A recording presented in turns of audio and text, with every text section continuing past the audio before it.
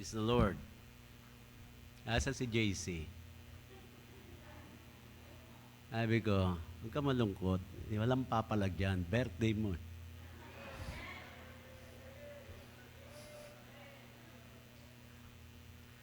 Itago na yata. Asa na? Ha?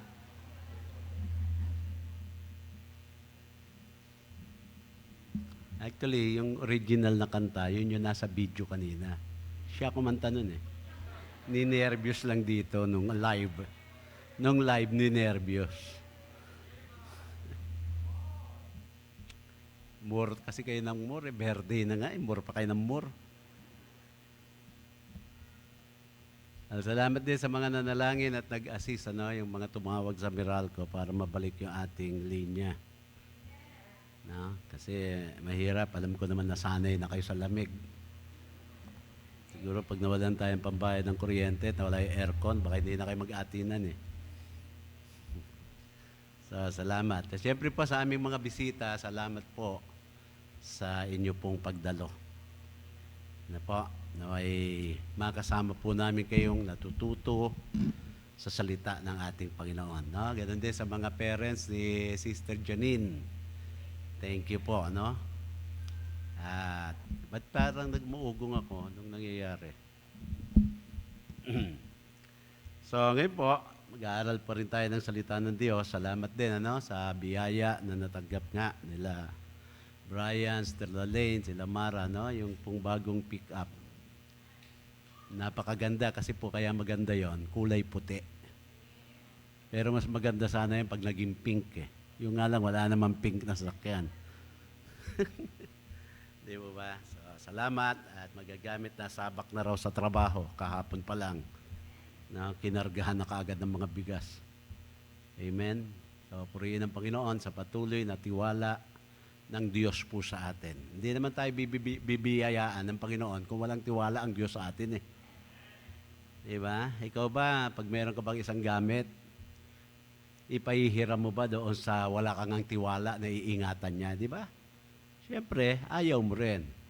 Ang Panginoon, mga kapatid, ganun din. Kaya nga, ang katapatan, sabi nga ng Bible, yung faithfulness will always be rewarded, ng henerasyon at henerasyon at henerasyon. Kaya yung mga iba nga niya, kayo po ay nananamasa ng pagpapala ngayon. Alam niyo kung bakit? Dahil yung mga nauna sa inyo, yung mga magulang nyo, marahil mga lolo at lola nyo, mga naging matapat sa Panginoon. Kaya ngayon, kayo ang umaani. Naalala niyo, di ba, yung mga koprasan diyan sa parting south, yung mga nyog na itinanim. Na yung mga nagtanim na, hindi naman po sila nakinabang eh. Yung mga lansones sa Laguna, hindi naman sila nakinabang. Ang nakinabang, yung mga kapu-apuhan na. Pero ang prinsipyo naroroon pa rin po, pag merong itinanim, merong aanihin. Di po ba? Amen? Pero doon sa principle po na gano'n, huwag niyo rin po kakalimutan na kung ano itinanim, yun din ang aanihin. Kaya pag nagtanim ka ng hindi maganda, aani ka rin ng hindi maganda. Siyempre ayaw natin yun. Kaya siguraduhin po natin lahat ng naitatanim ay maganda. Ano po, palitan nyo nga ito kasi hindi pink eh, kaya umuugong eh. Dapat yung pink.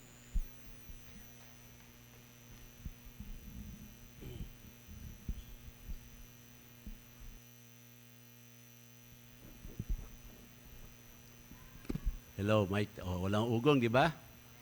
Kasi dapat yung pink lagi pagagamit nyo sa akin. Ayun po, yun po ang ating tinatawag nga po, ano yung mga biblical principle po yan. What you sow, what you reap. Ano po? At isang maganda pa, na ating po nakikita sa Panginoon, lalo tigit yung mga kabataan po natin, na tayo po natututunan at nai-guide natin sila, na hindi na po nila kailangan maranasan pa ang alok ng sanlibutan ito para sabihin na hindi maganda ang iniaalok. Di ba? Dahil nakakarinig na tayo ng mga patutuo po rito na kung saan sinasabi na yung mga naging bisyo natin, walang kabuluhan, yung ating mga ginawa na sabihin natin, pagiging masuwaying anak na wala rin pakinabang So, naitutuwid po tayo.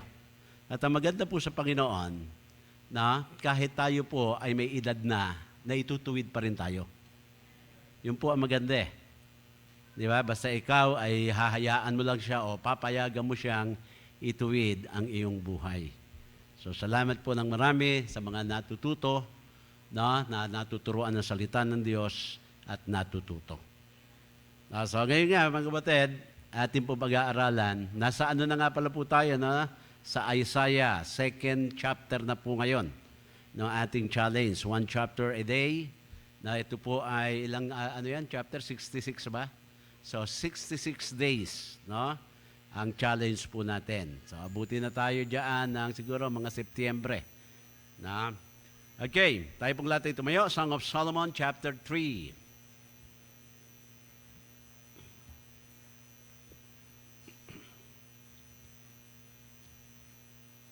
Song of Solomon, chapter 3.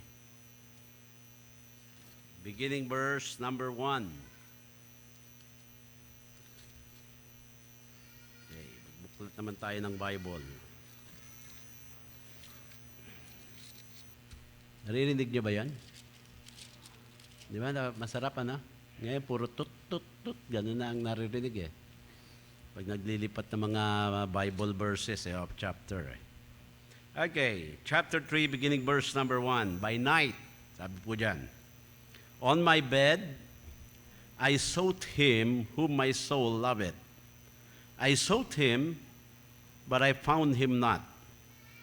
I will rise now and go about the city in the streets, that in the broad ways I will seek him whom my soul loveth. I sought him, but I found him not. The watchmen that go about the city found me, to whom I said, saw ye him whom my soul loveth? And it was but a little that I passed from them, but I found him whom my soul loveth. I held him and would not let him go until I had brought him into my mother's house and into the chamber of her that conceived me. I charge you, O ye daughters of Jerusalem, by the roes and by the hinds of the field, that you stir not up, nor awake my love, till he please. Tayo po sa madaling manalangin, mapagpala namin Diyos. Salamat po sa pagkakabasa ng iyong pong salita. Dalangin po namin, pagunahan mo po kami sa pag-aaral ng amin pong gagawin po ngayon. Gamitin mo po, Panginoon, ang inyong pong lingkod. Naway, Panginoon, magbigay liwanag po ang mensaheng ito sa bawat isa po. Ito po, Panginoon, lahat ay amin po hiniling salamatan sa matabi sa pangalan ng aming Panginoong Kristo. Amen. Maupo na po tayo. Ito pong Song of Solomon, mga kapatid, is another, ang type ng pagkakasulat nito. Ito ay poetry. Ito po ay kasama doon sa poetic book ng ating pong Bible. Nag-umpisa yan sa Job, tapos Psalms, tapos yung Proverbs natin, yung Ecclesiastes, tapos Song of Solomon. Lahat po yan nasa poetic book. Ibig sabihin, na ito po ay mga tula. Na ito po, mga kapatid, na yung sa Psalm, yung mga tula yan na ginawang awit pong pagsamba sa ating Panginoon. Ngayon, ito pong Song of Solomon, mga kapatid, this is actually po a love story. Kung nabasa niyo po lahat yan, love story po ito. Pero hindi po ito, basta ordinaryong love story lamang, mga kapatid. Tignan niyo po, no? Kasi nga, ang sumulat nito ay si Solomon, di ba? Kaya naging Song of Solomon. Kung ito yung mga songs, bakit hindi siya inilagay na lang sa loob ng aklat ng Psalm? Total, ito naman po ay mga awit. Hindi po ba? So, ibig sabihin, ito pong ilang chapter na ito, 8 chapters na ito ay ibinukod. Marahil originally, nandoon siya sa aklat ng Psalm. Pero inilabas po siya at ginawa ng sariling kategorya, mga kapatid, o aklat, para po mabigyang diin ang gusto pong sabihin nito pong aklat na ito.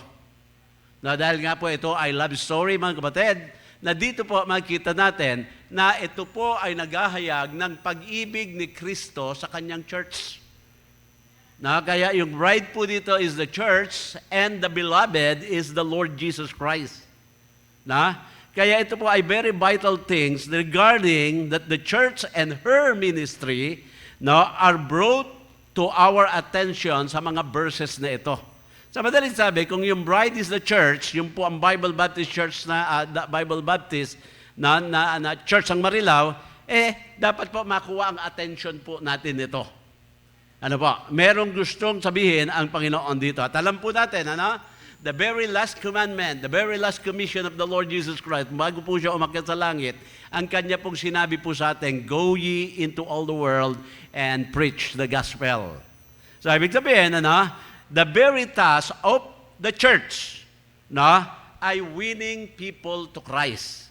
Ibig sabihin, atin pong akayin ang tao. Hindi po sa simbahan, Hindi po. Sumusunod na lang po yon. Pero ang pinakaunang gawain, mga kapatid, na iniaatas o inuutos ng ating Panginoon, akayin ang mga tao kay Kristo. Diba? Yun po ang trabaho. Kaya ang trabaho po ng Bible Baptist Church ang Marilao ay dapat po tayo ay nag-aakay ng mga tao para atin pong ilapit sa ating Panginoong Jesucristo. Amen?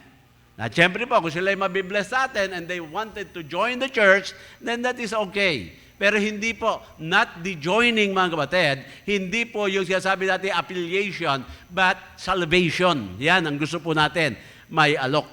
Na kaya dito, sinasabi po sa verse number 1, kung mapupunan niyo po, sa verse number 1, ang sabi po dito, by night, on my bed, I sought him, whom my soul loved. Actually po, ang naghahanap dito is the bride. And she was looking for the bridegroom. Sabi ko nga sa inyo kanina, yung church, siya yung bride, at yung bridegroom, at ang ating Panginoon. Sabi niya, I sought him, but I found him not. Kaya dito po, sa point number 1, makikita po natin dito, the bride at ease on her bed. Ganyan po ang senaryo. The bride at ease on her bed. Sabi niya dito, I sought him, but I found him not. Sa madalit sabi, the only desire na gusto po nitong bride nito is to be near sa ating Panginoong Jesucristo, doon sa bridegroom. Kaya hinahanap niya. Hinahanap niya ang Panginoon, pero hindi niya makita. Yan ang sabi. Sabi, she desire yung pong nearness ng bridegroom, yun yung sinasabi niya, whom my soul loveth, pero doon lang siya naghahanap sa kanyang bed. Nakaya niyo po? So, nandoon lang po siya sa four corners of the bed looking for her beloved. At dito, makita po natin, paano mo makikita ang beloved sa four corner of the bed? So, at least lang po siya.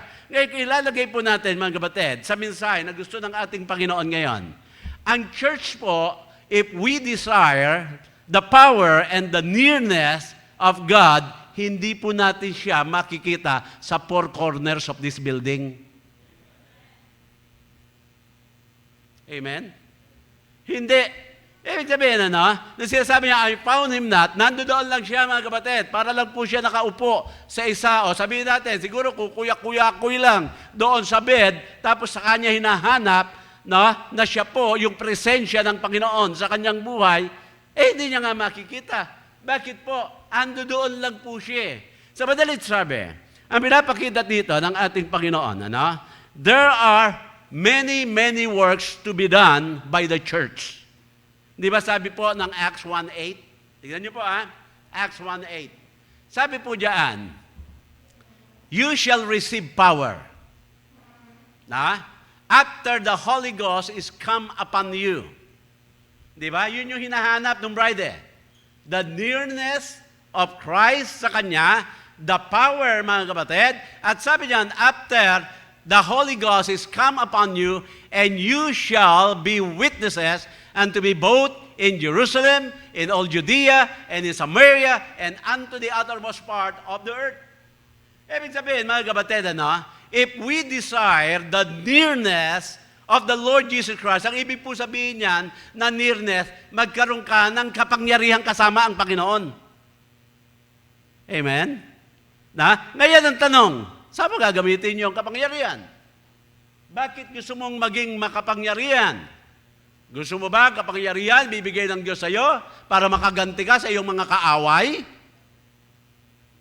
Gusto mo ba, mga kapatid, na yung kapangyarihan ng Diyos ibigay sa iyo para meron kang kapangyarihang sumpain ang mga taong nasa paligid mo? Di ba? Noong araw, mga kapatid, yung sabi-sabi nga po sa atin ng mga matatanda, mahirap daw pag ikaw ay naisumpa ng matanda. Pag sinabing gagapang ka, maghihirap ka, mga kapatid, na pag matanda daw ang nagsumpa, gumawa ng sumpa, mangyayari daw po yan.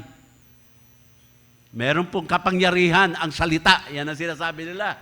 Pero siyempre, kung ikaw ay nananalig sa Diyos, hindi po yan tatalab. Mas makapangyarihan ang ating Panginoon. Kaya dito, sinasabi po dito, yung power mapapasayo after the Holy Ghost is come upon you. Ano naging kasunod? And you shall be my witnesses. Sa madalit sabi po, yung presensya ng Panginoon, na kung gusto mong madama po yan, madadama mo yan kapag ikaw ay nag-aakay na ng kaluluwa sa Panginoon. Amen?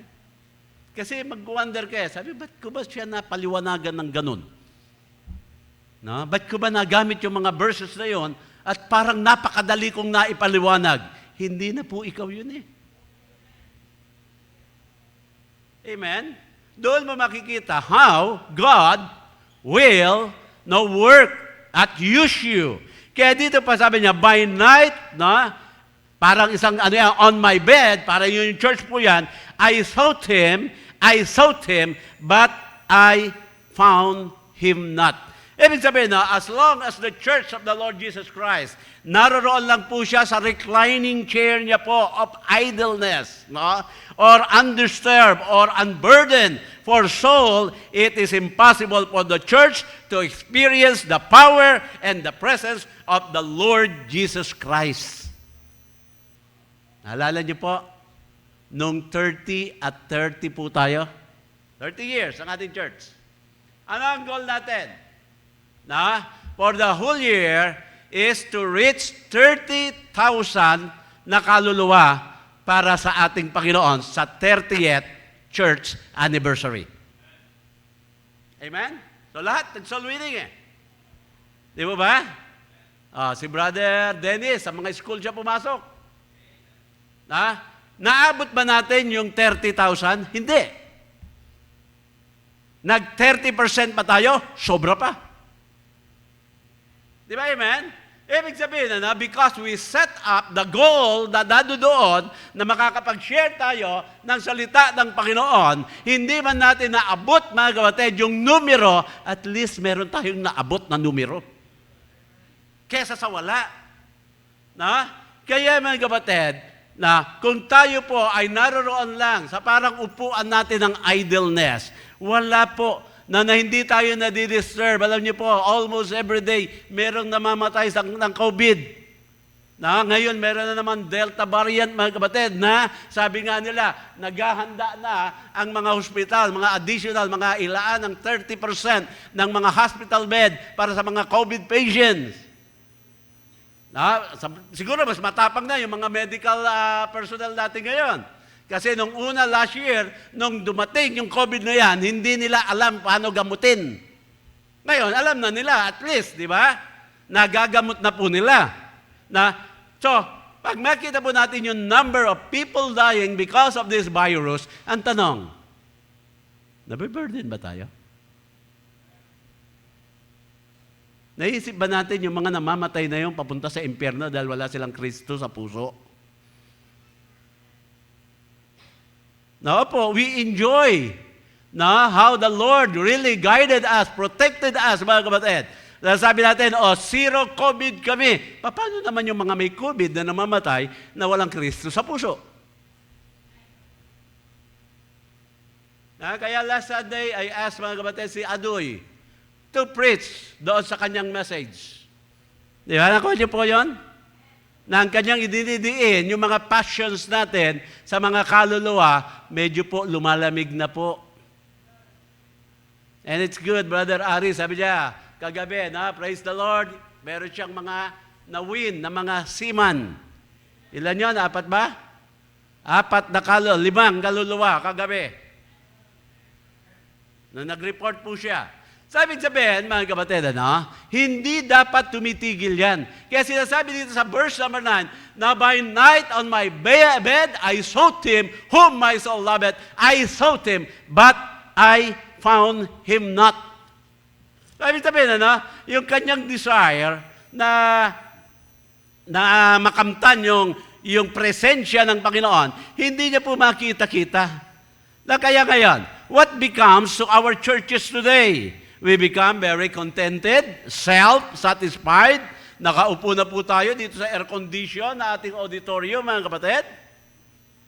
Amen? Tao po. Pero dapat nabiburden pa rin tayo sa kaluluwa. No? We enjoy the blessings of God. Pero, ano nangyayari? We are actually doing nothing. Kaya alam niyo po, sa pandemic, ginamit ni Satanas eh. Ngayon, nagkakadahilan tayo. Ba't di ka nag-soul-winning? Protocol eh. Protocol, bawal daw. Hindi ba? Pero mga kapatid, kung meron kang gusto, may paraan. Kung meron ka mga kapatid na desire, kanya-kanyang paraan yan. Amen? No? Kaya ibig sabihin dito po, naging parang Laodicean church na tayo doon sa Revelation chapter 3 verse 14 hanggang 19. Na sabi nga, I know thy works, I know, ganyan, di ba? Ang dami sinabi, but I have somewhat, I will spew you out of my mouth. Yan sabi natin Panginoon. Na kaya idleness and power do not go together. Idleness and power do not go together. Kahit man sa makina ng mga sasakyan, pag yan po ay nakaminor na, sabi nga, wala naman power yung sasakyan mo pag nasa idle yan Hindi ba? Oo, umaandar ang makina. Pero hindi babatak po yan Kailangan mag-accelerate, mga kapatid, mag-revolusyon para po magkaroon ng hatak. At the same thing, mga kapatid, sa ating church, sasabihin natin, we enjoy God's blessing. Now, we enjoy everything. Pinagkatiwalaan tayo ng Panginoon. Pero mga kapatid, still, we are idle. And idleness and power do not go together. Amen? Kaya dito po, hinahanap niya, hindi niya makita.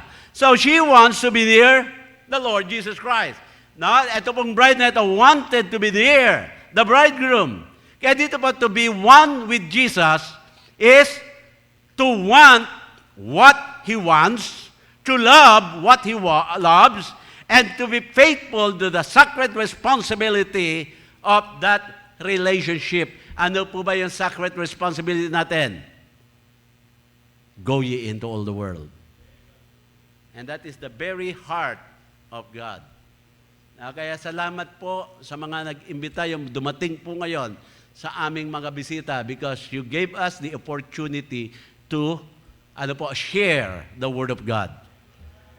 Di ba? Amen? Kaya alam niyo po, saan po malapit ang Panginoon? Jesus?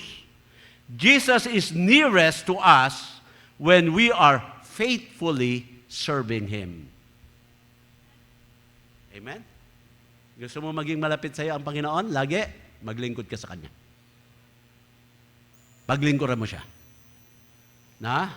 Pero kapatid, there are some Christian, alam niyo po, ang nangyayari, sabi nga ano ba yung nagawa kong mali? I don't know what is wrong with me. Yan. Why cannot I? Para I feel, hindi ko maramdaman, ang Panginoon sa aking buhay. Na bakit merong mga time na masaya ako ngayon, ramdam na ramdam ko ang kapangyarihan ng Panginoon sa aking buhay, tapos bigla na lang nawawala, at ang pakiramdam ko ngayon, there is something missing. You know, ano po ang mali, mga kapatid? Ano ang kulang doon? You are lying on the bed of doing nothing. Kaya sabi diyan, on my bed, I sought him, but I found him not. Amen? Kailan niyo pa gusto niyo sirain kaagad ang isang church? Well, the quickest way for a Christian or a church to die is inactivity. Yaan ang pinakamadaling paraan para ang gawain ng Panginoon mamatay, yung wala po tayong activity. Amen?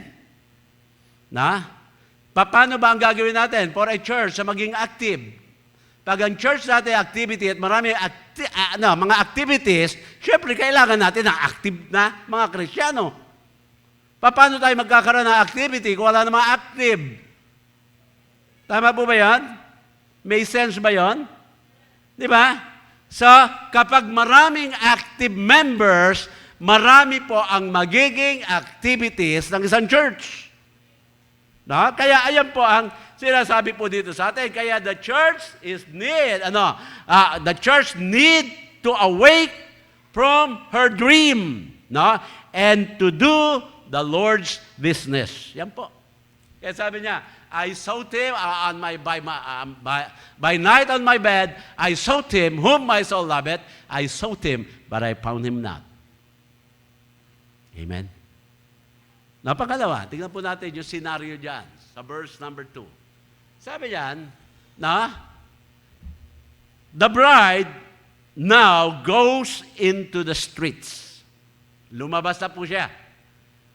Umalis na po siya doon sa kanya pong paradigm siguro na nag-shift na siya ngayon, mga kapatid, instead of seeking the presence of the bridegroom on her bed, lumabas na po siya. Ano po? Kaya sabi sa verse number 2, I will rise now and go about the city in the streets, and in the broad ways I will seek him whom my soul loveth. I sought him, but still, ano sabi diyan? I found him not. Amen? Wala na siya sa bed. Nasa streets na siya. Pero ano sabi pa rin dito, I sought him, but I found him not. Okay. Ano ba ang ginagawa ng hindi makatulog paggabi? Nung kapanahunan ni Solomon, wala pong Facebook. Kasi ngayon, pag di ka makatulog, Facebook yun, di ba? Hindi naman kaya Netflix. Wala na yung bilang-bilang ng mga lumulundag na kambing. Para antukin ka raw, magbilang ka ng mga kambing, kunyari lumulundag sa iyo. Hindi po. Pero during this time, mga kapatid, yung bride was seeking for her beloved, hindi niya makita on his bed. Now, sabi niya, I will rise now and go about the city. Alam niyo po, dahil hindi po siya makatulog, siyempre po, ang gagawin po, yung very common na ginagawa, people who cannot sleep, they take yung mga sleeping pills, di ba? Then, forget everything in life, at lalo na po yung mga troubles sa kanila pong mga buhay. Ibig sabihin, mga kapatid, pag ikaw ay hindi makatulog, you use mga artificial na bagay for you na magkaroon ng tulog o makatulog. So, yun nga, inom ka ng mga sleeping pills. Di po ba? Amen? Yung iba naman, sabi, wag ka naman sleeping pills. Basa ka lang Bible, tulog ka, tiyak. Di ba? Amen? Parang magandang sleeping pills yung Bible, Pag binasa mo, maya-maya, naglalambitin na si Satanas doon sa iyong mata at sinasara ng pilit yan. Di ba? Amen? Pero pag manonood po kayo ng mga Korean novela at kung ano-ano mga novela dyan, talaga naman, pag inaantok, kukuha ng, alam niyo yung palito ng pospro? Alam niyo ang gagawin? Tutukuran para hindi sumara yung mata, para mapanood yung gusto niya. So ito ba? So gumawa po siya, mga kapatid, artificial. Kaya yung mga churches, mga kapatid, kung hindi po tayo maingat, Instead of winning soul, now the church now is engaged in something else. Ano yon? Mga sports fest. Ano po yon? Yung mga outing. Ano po yon? Yung mga social activities. Marami pong mga naiisip para kapag maging abala tayo, pero wala pa rin yung programa sa soul winning. No? And there are sometimes, mga kapatid, there are times we are busy fighting each other. Away dito, away doon. Inupuan mo yung upuan ko. Crush mo yung boyfriend ko. Ay, sana wala namang ganun. Amen? Kaya ano ang result nga dyan? Although the bride now is out in the street, hindi niya pa rin makita yung kanyang minamahal. Ang resulta pa rin, she found him not. Why? Yan ang tanong. Why? Alam niyo po ang reason why? Because she was seeking him. And dapat po, she was preaching about him. Pinipreach niya dapat. Hindi po siya. Kaya ang church, mga kapatid, hindi ka hanap ng presensya, kapangyarihan ng Diyos. Hindi. Ang dapat nating ginagawa, mga kapatid, para madama ang presensya ng Diyos, ang kapangyarihan ng Diyos sa ating mga buhay, mga kapatid, doon po tayo ay nangangaral, nagsishare ng salita ng ating Panginoon. Kung tayo po'y natutuwa sa pagpapala ng Panginoon, dapat binabahagi natin sa mga ibang tao yan at inaaya natin sila na ma-enjoy din ang pagpapala ng Diyos. Kaya nga tanong, why do we want the presence and power of Christ in our lives anyway? We need His power, we need His presence for a purpose, mga kapatid. Ano ang purpose diyan? To win soul. So, nasa street na po siya, wala na siya sa bed. Amen? Nasa street na po siya, mga kapatid. Ano ang ginagawa niya sa street ngayon? She was seeking pa rin doon sa kanyang minamahal. Pero ang sabi pa rin diyan, but I found him not. Wala pa rin, di ba? Amen? Wala pa rin. Okay. Pangatlong senaryo. Ito na po. Sa pangatlong senaryo, two things take place when the bride goes into the streets. Two things. Verse number 3. Ito po. Ang sabi po dyan, the watchmen that go about the city found me, in whom I said, show ye him whom my soul loveth. Okay. Ang una po na nangyari po, mga kapatid dyan, ang sabi po, daan sa verse 3, na kita niya po, yung watchman. Yung watchman, sabi dyan, who are these watchmen? Sino ba yung mga watchman na yan? Tignan natin sa chapter 5, verse number 7. Chapter 5, verse 7. Sino yung mga watchmen na yan? The watchmen that went about the city found me. They smote me. They wounded me. The keepers of the walls took away my veil from me. So ano po, mga kapatid? Ito pong watchman na ito. Kaiba po ito yung watchman ng senior ni Brother Daddy June kagabi. Yung watchman will give you warning of something na danger is coming. But this watchman, iba. Ang sabi po dyan, these watchmen were government authorities who persecuted the church. Yan ang sabi, di ba? Sabi nga, they smote me, they wounded me, the keepers of the walls took away my veil from me. So ito pong government nito, mga kapatid, during the dark ages, during the persecution of the church, doon nga po sa Acts, di ba, na-persecute sila eh. Sino pa mga gumawa nun? Government. Nakikiliga po si Paul. Nung siya ay Saul pa lamang, he was given a license to kill. Pag nakakita siya na nagganitong klase pagtitipon, pwede niya ipapatay lahat yan eh. Lisensyado po siya.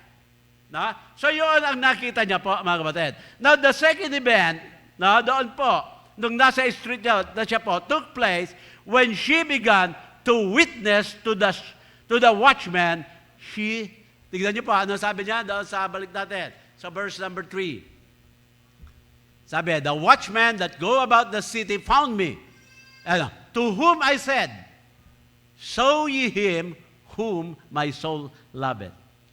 Verse 4, tignan niyo po. 4. And it was but a little that I passed from them, but I found him whom my soul loveth. Naka niyo po, pinersecute siya, nangaral siya, shinare niya po, mga kapatid, ang ebanghelyo ng Panginoon. At noong kanyang na-share na po, after yung mga nangyari po diyan, na sa persecution na kanyang naranasan, now he saw whom her soul loveth. Presensya ng ating Panginoon. Amen? So madalit sabi, mga kapatid, when the bride goes from the bed, went to the street, and began to talk about the bridegroom to everyone she met, then she soon found the joy of his presence and power of his ministry. Di ba napakaganda, mga kapatid? Ngayon, masasabi po natin, ang Bible Baptist Church ba talaga nasa atin ang presence at kapangyarihan ng Panginoon? Idle ba tayo? Are we persecuted, mga kapatid? Are we sharing the Word of God to everyone na ating pong nasa salubong? Amen? Kaya diyan, she found her beloved not on her bed, but when she began to testify for the bridegroom's saving grace. Amen? Kaya napakaganda, mga kapatid. Kaya alam niyo po, ano ang natutunan natin sa pandemic? Huwag umattend ng church. Ano ang natutunan natin sa pandemic? Huwag magbisita at mag-soul winning. Ano ang natutunan natin sa pandemic? Manatili sa bahay. Manood na lang ng mga live streaming. Asan na po yung sinabi ng Panginoon? Not forsaking the assembling of ourselves together. Nasaan na yung sinabi, go ye into all the world and preach the gospel. Higit 1 taon na po, nagoyo na tayo ng diablo. Kaya dapat, mga kapatid, gumising na po. Gising na ang Bible Baptist Church ng Marilao.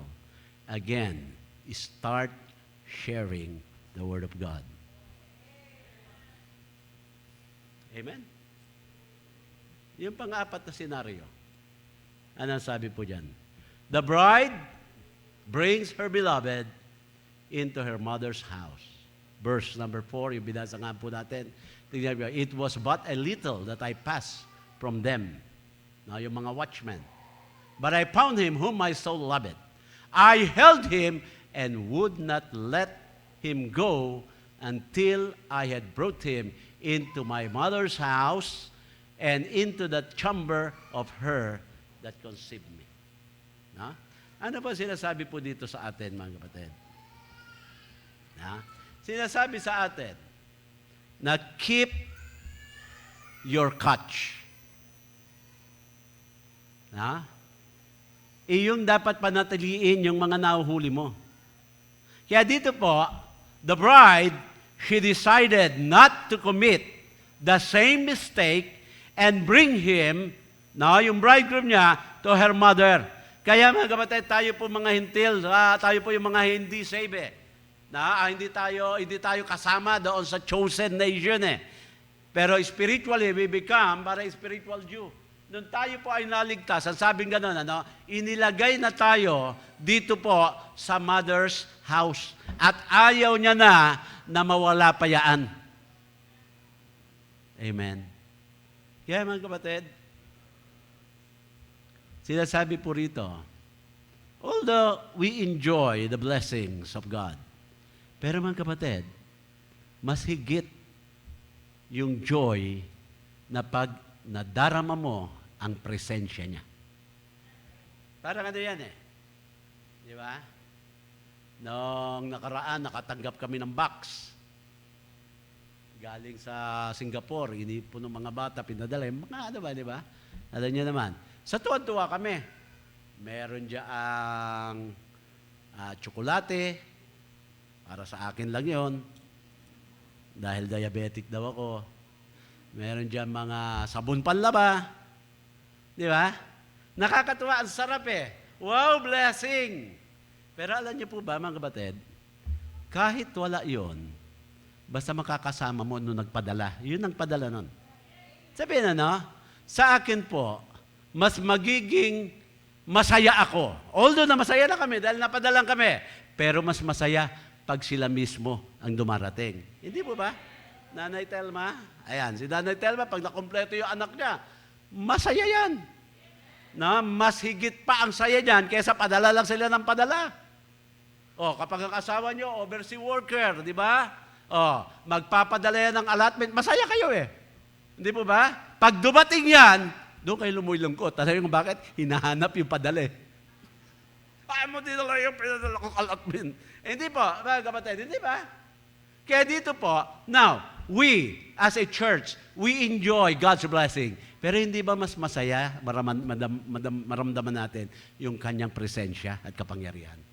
Kailan natin mararamdaman yan at mararanasan? Kapag tayo po ay naglakad na naman sa bawat street at kahit may mag-persecute sa atin, kahit yung mga persecutor na yon, atin po silang witnessan. At ang sabi then that is the time makikita natin yung ating beloved. Amen? Kaya mga kapatid, yan ang mensahe ng Song of Solomon. Kaya iba sa inyo, basa lang ng basa o maganda. Yun po ang sinasaad niya. And that is one reason why God separated the Song of Solomon from the Book of Psalms. For us to know kung ano talaga ang dapat maging relasyon ng church at sa ating Panginoong Jesucristo. Kaya sa aming mga bisita po ngayon, we really thank you that you came. Narito po kayo. Pero we want also to share to you ang dahilan bakit po pinadala si Kristo dito po sa mundong ito para iligtas tayo sa tiyak na kapahamakan. May impyerno po. Yan siya sabi ng Bible. Sinabi po dito may impyerno. Amen? Kung paano po tayo naniniwala na ang COVID pumapatay, o ang COVID nakakamatay. Amen? Dapat ganun din natin paniniwalaan ito. Dahil sinabi po ng Bible, it is appointed unto man once to die, and after this, the judgment. So mamamatay talaga tayo Pero, ang mahalaga po doon, maunawaan mo na kung saan patutungo ang iyong kaluluwa matapos ka na mawala na sa mundong ito. 2 lugar lamang po ang itinuturo ng Biblia langit at impyerno. Langit at impyerno. Siguro kung pagpipiliin tayo lahat dito sa among gusto, langit o impyerno, wala pong pipili tiyak sa impyerno. Sigurado po yan. Walang pipili ng impyerno. Lahat tayo gusto nating mapunta ng langit. Tama po ba? Amen? Ngayon, ang tanong, yun din ang gusto ng Panginoon Ang gusto ng Panginoon, lahat ng kanyang nilikha sa langit pupunta. Kaya nga siya gumawa ng langit Actually po, yung impyerno, hindi niya ginawa para sa tao Ang impyerno ginawa niya para doon sa mga rebelding anghel na nagrebelde sa kanya. Yan sila Lucifer, na later on tinawag na Satanas. At saka yung kanyang mga alipores, yung mga diablo, yung mga devil. Yun para sa kanila eh. Pero dahil ang tao po, nanalin lang ng sanlibutan ito, umayon sa kasalanan ng mundo, na ang nagiging kabayaran tuloy po niyan, impyerno. Pero ayaw ng Panginoon yan. Kaya meron siyang langit. Na ang langit po, mga kapatid, ginawa niya na para sa lahat ng gagawa ng kalooban ng Diyos. Ano po ang kalooban ng Diyos? Isinugo niya si Kristo dito, nabayubay sa krus ng Kalbaryo, at ang sabi nga ng Bible, ang sino man tumanggap sa Kanya at nagsisi ng kanyang mga kasalanan, nagbukas ng kanyang puso para tanggapin si Kristo, ay bibigyan niya ng kapatawaran at katiyakan ng langit. Yun ang gusto po, tulad ng sinasabi dito ng bride. Nung nakita ko na, ibig sabihin, natagpuan niya na, yung mga tao, dadalhin niya na doon sa mother's house at doon sa chamber na yan. Hindi niya na papayagan umalis uli. Kaya sa amin po, bawat isa sa atin ngayon, one question before I close. Pag namatay po ba kayo, tiyak nyo na sa langit kayo pupunta. Kung hindi pa, buksan niyo po ang puso niyo po ngayon para kay Kristo. Anyayahan mo siya na pumasok dito. Hindi po ang Baptist Church, wala pong kinalaman ng Baptist Church dito. Kung hindi si Kristo po ang tagapagligtas natin. Humingi tayo ng kapatawaran, at sabi naman ng Bible, ang sino man lumapit sa akin, kailanman, hindi ko itataboy. Pag tayo humingi ng kapatawaran sa Kanya, sabi niya, He is just and faithful to forgive us of our sin. At yung gift niya po, yung regalo niyang buhay na walang hanggan, ibibigay niya sa atin yan po ang katiyakan ng langit. At yan po'y matatagpuan natin kay Kristo Jesus. Hindi po sa Baptist Church. Kaya kung kayo po, magsisisi ng kasalanan, magbubukas ang puso at tatanggapin si Kristo po ang magliligtas sa inyo. Hindi po ang Baptist Church, hindi po ang pastor, hindi po kung sino man, si Kristo lamang. Sapagkat yan ang sinabi po ng Biblia. Tayo pong lahat ay tumayo. Tayo po'y manalangin, mapagpala namin Diyos. Salamat po sa hapong ito na pinagkaloob po sa amin. Salamat po, Panginoon. Dito nga po sa Song of Solomon. Kita namin yung bride was looking for her beloved. Natagpuan niya lamang po ito na nagumpisa na po siyang tumayo, lumabas, mangaral. Kaya Lord, nananalangin po kami naway maging hamon po ito sa aming pong church. Na patuloy po kaming manalangin at maibahagi ang salita mo po sa bawat tao po na amin pong makakasalamuha. Dalangin po rin namin, Panginoon, ang bawat isa ngayon na naririto. Naway, Panginoon, kausapin mo po sila, lalo tigit ang aming po mga first-time visitor. Maging regular visitor na hindi niya pa po natitiyak kung saan pupunta ang kanyang kaluluwa. Naway, Panginoon, sila po, ayun niyo pong kausapin. Sila po, Panginoon, ay magbukas ng kanilang mga puso at tanggapin si Kristo sa kanila pong buhay. Kaya, Panginoon, sa paanyaya, ilusin mo po ang bawat isa sa amin po ngayon. Ito po lahat ay aming hinihiling salamat sa matamis sa pangalan na aming Panginoon sa Kristo. Habang lahat na kayo po nakapikit.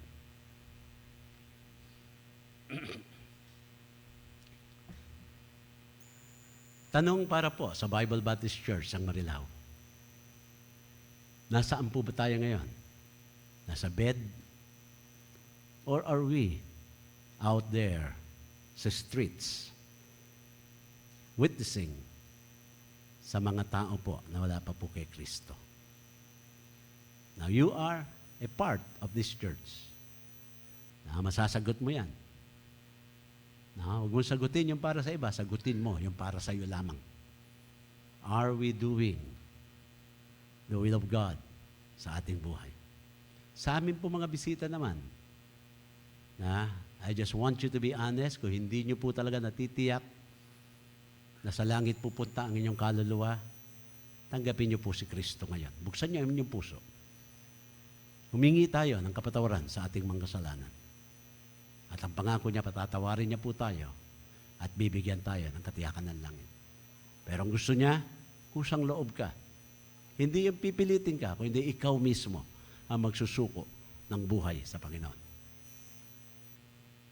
Kaya sa ating pong paanyaya ngayon, well, church members, whatever God's message or challenge to you, would you come to the altar right now? Hindi po kayo.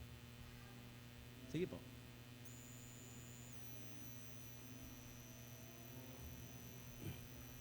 So many opportunities na ating pong napalagpas. People are dying na dapat yung namatay na yon, nabahagian pa natin ang salita ng Diyos bago siya mamatay. Sa amin po mga bisita, meron po lalapit po sa inyo. Sasamahan po nila kayo na mag-pray. Sige po. Sumama lang po kayo sa kanila. Amen. Sige po.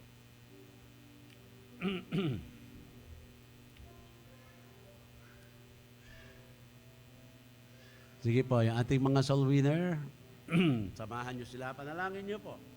Share nyo sa kanila ang Word of God. Amen.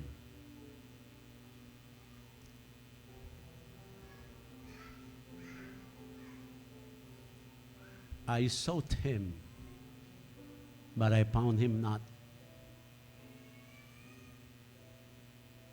I sought him, whom my soul loveth, but I found him not.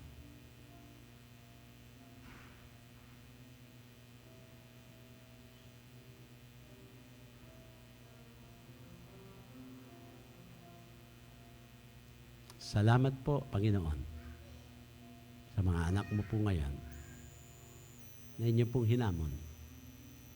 Salamat, Panginoon. Naway, Lord, wag po kaming madaya na aming pong sitwasyon ngayon.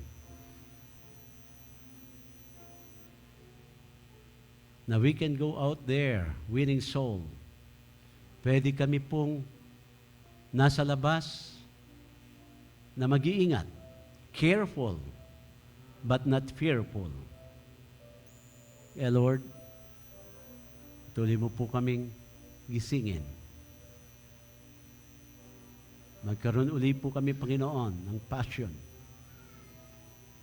that you will once again, disturb our mind and our spirit sa mga taong hindi pa po naliligtas.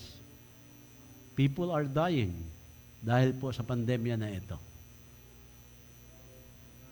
Kaya dapat meron na rin po kaming ginagawa. Hindi namin alam.